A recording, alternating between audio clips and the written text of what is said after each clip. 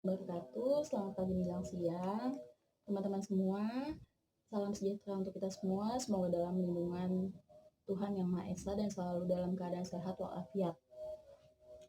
Pada kesempatan kali ini saya akan mempresentasikan materi tentang layanan konsultasi. Yang pertama, kita akan membahas materi tentang layanan konsultasi, apa itu arti dari layanan konsultasi. Jadi, layanan konsultasi ini pemberian pelayanan bantuan kepada klien atau yang biasa disebut konsulti. Nah, di sini ada letak perbedaan antara klien dan konsulti. Kalau dalam layanan bimbingan konseling perorangan, orang yang mempunyai masalah itu disebutnya klien. Tapi kalau dalam layanan konsultasi, orang yang memiliki masalah tersebut disebutnya adalah konsulti. Pemberian bantuan layanan konsultasi ini dari konselor kepada konsulti sama halnya seperti pemberian bantuan layanan perorangan. Tidak ada bedanya. Nah, tempat, waktu, semuanya juga ditentukan oleh si konsultinya. Mau di indoor ataupun outdoor. Itu semua sesuai dengan request atau permintaan dari si konsulti. Kalau yang teman-teman tahu, layanan konseling perorangan itu dilaksanakan berdua, hanya 2 orang, antara si konselor dan si klien. Nah, tapi bedanya di sini dalam layanan konsultasi itu pemberian bantuannya konsultinya boleh lebih dari satu, jumlahnya itu nggak ditentukan mau berapa banyak, asalkan si konsulti yang pertama itu menyetujui apabila ada konsulti yang lainnya. Di situ letak perbedaan antara layanan konsultasi dan layanan konseling perorangan. Dalam layanan konsultasi, tugas utama dari si konsulti ini juga ada. Gak cuman yang berperan itu konselor, beda sama layanan konseling perorangan. Nah, kalau si konsulti ini itu juga harus menghidupkan peran dari si pihak ketiga yang memiliki masalah.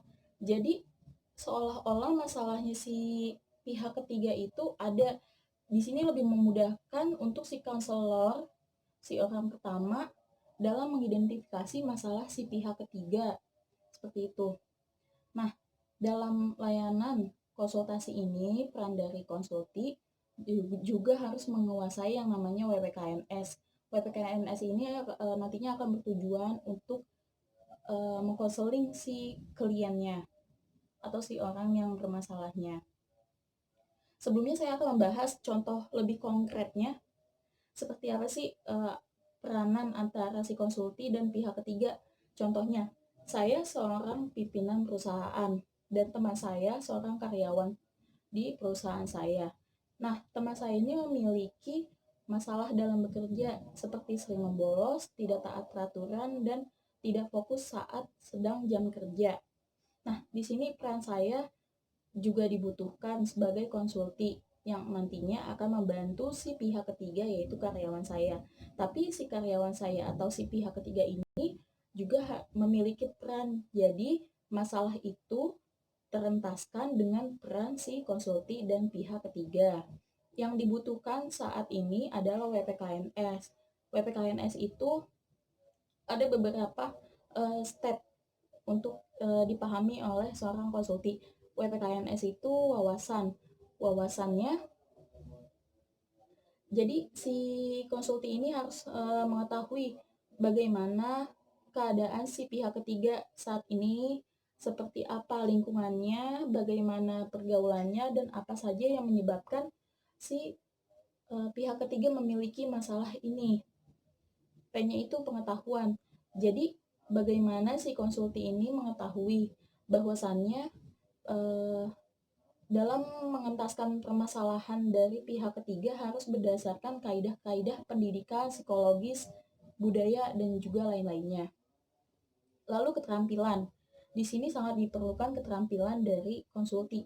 Bagaimana cara si konsulti mengubah sikap dari si pihak ketiga yang bermasalah, entah melalui pendekatan apapun. Lalu yang keempat ada yang namanya nilai. Nah, nilai ini jangan dilupakan, ini hal yang paling penting dalam aspek apapun, nilai kemanusiaan.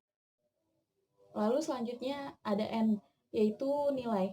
Di sini peran konsulti sangat diperlukan dalam menyikapi berbagai hal tanpa mengesampingkan yang namanya nilai-nilai kemanusiaan. Dan yang terakhir ada yang namanya S, yaitu sikap. Ini adalah goals-nya dari WPKMS, yaitu setelah melewati wawasan, pengetahuan, keterampilan, nilai, dan terakhir pengaplikasiannya pada sikap si konsulti. Lalu ada yang namanya teknik. Di konseling ini ada yang namanya teknik umum dan teknik khusus. Teknik umum itu pada umumnya sama seperti konseling pada umumnya, seperti konseling individu, perorangan. Lalu ada yang namanya teknik khusus. Nah, selain dari teknik umum, tentunya ada yang namanya teknik khusus. Di sini, kalau khusus sudah pasti artinya lebih spesifik. Jadi, peran konsulti ini adalah mengubah tingkah laku dari pihak ketiga. Nah, di sini dilanjutkan ada penguasaan teknik oleh konsulti.